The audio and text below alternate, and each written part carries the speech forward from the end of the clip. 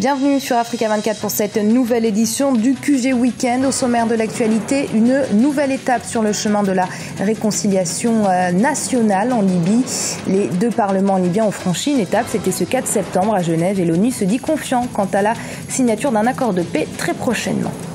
La rentrée scolaire au Cameroun, une véritable préoccupation pour les parents d'élèves. Certains manuels sont introuvables dans les librairies et les commerçants les moins scrupuleux en ont profité pour augmenter leurs prix. Et les gagnants du concours Africa Green Challenge sont arrivés à Brazzaville, la capitale congolaise, pour assister aux Jeux africains. Rencontre dans ce journal. Fin ce vendredi donc du dialogue politique en vue d'une sortie de crise en Libye. Les différents protagonistes se sont dit optimistes quant à une signature d'un accord de paix avant le 20 septembre. Rappelons que deux parlements et deux gouvernements rivaux se disputent la légitimité en Libye. Lors de ces négociations, il a été question de la formation d'un gouvernement d'union nationale. Arwa Barkala. L'espoir d'un accord de paix se ravive en Libye. Awad Abdel Salek, le chef de la délégation du Parlement de Tripoli, est sorti satisfait des discussions entamées avec Bernardino León, chef de la mission d'appui des Nations Unies en Libye. Ce vendredi 4 août, à Genève, les 9 amendements aux accords de paix proposés par le Parlement de Tripoli ont été acceptés par la mission onusienne, brisant ainsi l'impasse des négociations entre les parlements de Tripoli et de Tobrouk. Régler la question de légitimité, ça prend pas 9 mois. On a maintenant 11 mois de dialogue qui commençait à Ghadamès, l'oasis libyen, passant par Genève, Skhirat au Maroc, l'Algérie, etc., etc. Donc c'est un marathon vraiment de dialogue, simplement pour gagner de temps, pour arriver à la fin du mandat du Parlement légitime. Ces discussions doivent aboutir à un gouvernement d'union nationale en Libye. L'ONU espère voir la signature d'un accord de paix officiel d'ici au 20 septembre 2015.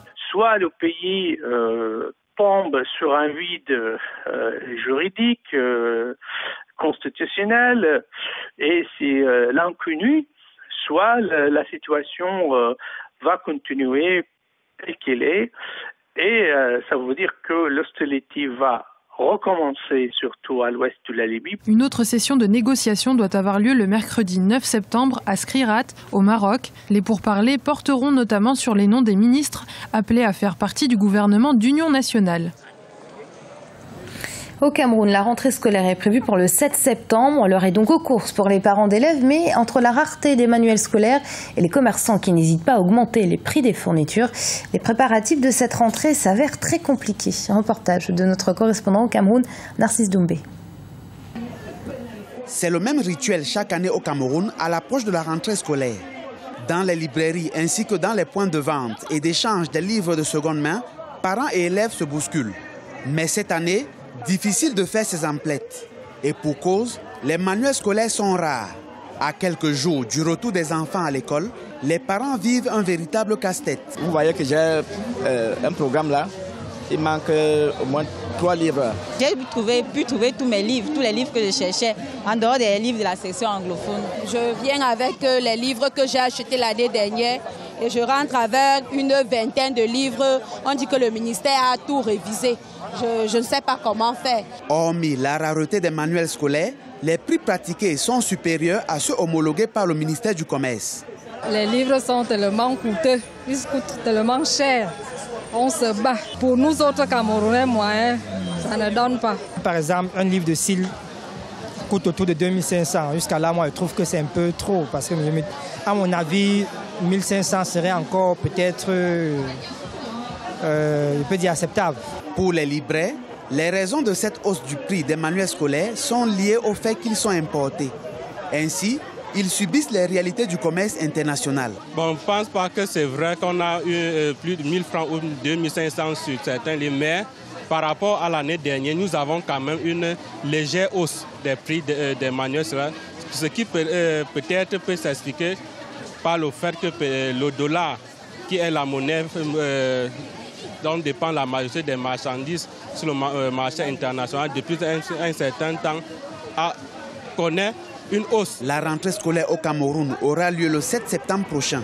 Vu le contexte actuel marqué par la traque des kamikazes de Boko Haram, les autorités ont décidé de mettre un accent particulier sur les mesures de sécurité préventive dans toutes les écoles du pays. L'ouverture officielle des 11e Jeux africains a eu lieu ce vendredi 4 septembre à Brazzaville, la capitale congolaise, en présence du président du Congo, Denis Sassou Nguesso, de plusieurs autres chefs d'État africains, mais aussi d'invités de marque. Les Jeux prendront fin le 19 septembre et ce sont toutes les disciplines qui ont été mises à l'honneur. Un reportage de notre envoyé spécial au Congo, Jacques Amboka. Les 11e Jeux africains de Brazzaville se sont ouverts ce vendredi 4 septembre au stade de l'unité de Kinkele. Présidée par Denis Sassou Nguesso, président du Congo, la cérémonie s'est ouverte en présence de plusieurs chefs d'État et représentants officiels des pays. Les 11e Jeux africains se déroulent à Brazzaville 50 ans après la première édition. C'est en visionnaire, en bâtisseur, en panafricaniste que son Excellence, M. Denis Sassou Nguesso, a instruit le gouvernement de la République au fin de donner la réponse au cahier de charges des propriétaires des Jeux. Votre Excellence, Président Sassou Nguesso, je voudrais vous féliciter et féliciter le peuple congolais d'avoir accueilli ce bel événement dans cette majestueuse ville au bord du fleuve Congo. Avant de déclarer ouverts les Jeux africains de Brazzaville, le président de la République a exprimé au nom de son peuple la joie de recevoir les Africains pour une compétition qui renforce les liens entre les peuples d'Afrique. Les Jeux africains sont donc, au-delà de leur caractère ludique et festif,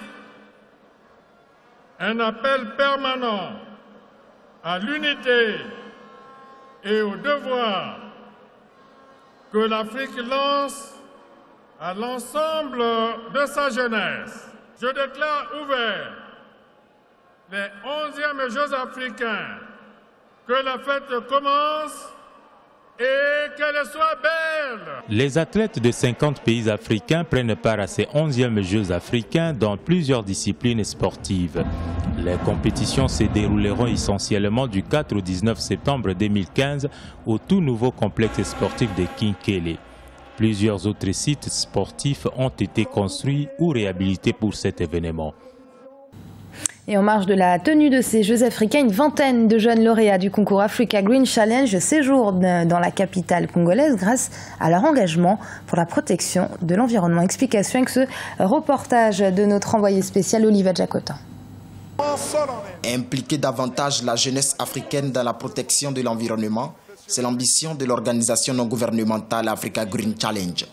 Grâce à un avis de concours diffusé sur Africa 24, 20 jeunes sélectionnés dans 12 pays africains se trouvent actuellement à Brazzaville afin de partager un idéal commun, une Afrique plus écologique. Amoureux de la nature, ils se sont distingués dans leurs pays respectifs en plantant des arbres. Chez nous, à la maison, nous on a près de 15 arbres fruitiers. Disons que chaque année, on en plante un. Et donc, je pense que c'est une habitude à donner aux Béninois. Il y a un homme qui nous demandait, quand on part au village, de planter les arbres. Quand on plante, il dit envoyez-moi les photos, je vais voir. Donc dès qu'Africa 24 a lancé, moi j'ai posté directement ma photo parce qu'ils avaient déjà ces genres de photos. On dit souvent que la femme et la nature font symbiose. Et il faudrait que les femmes comprennent donc qu'il est important pour elles de ne pas faire cette symbiose en parole, mais de le faire en acte. Grâce à Africa Green Challenge, les lauréats de ce concours veulent désormais être des ambassadeurs de l'écologie. De mon retour au Cameroun, je vais faire l'effort de mettre sur pied un concept un peu comme Africa Green Challenge, qui est déjà un exemple pour moi de travailler avec les jeunes de mon pays pour les amener aussi à pouvoir participer à la sensibilisation concernant la déforestation. On va peut-être rédiger certaines recommandations et à partir de ces recommandations, nous allons voir comment cette team pourra nous appuyer à partir de nos pays respectifs. Parce qu'il ne suffit pas d'être gagnant ici, il faudrait que les dirigeants de nos pays s'approprient les victoires des lauréats qui sont ici et qu'ils en fassent une répercussion dans leur pays. Les différents lauréats ont été parrainés par plusieurs sommités du monde sportif, musical et journalistique ce 4 septembre 2015 à Brazzaville. Ils ont été officiellement présentés au public lors de la grande cérémonie d'ouverture des Jeux africains qui s'est tenue ce vendredi en présence de plusieurs chefs d'État. Et ce journal a été préparé par l'ensemble de la rédaction. Merci de l'avoir suivi. Restez sur Africa 24. Dans un instant, une nouvelle édition de l'information.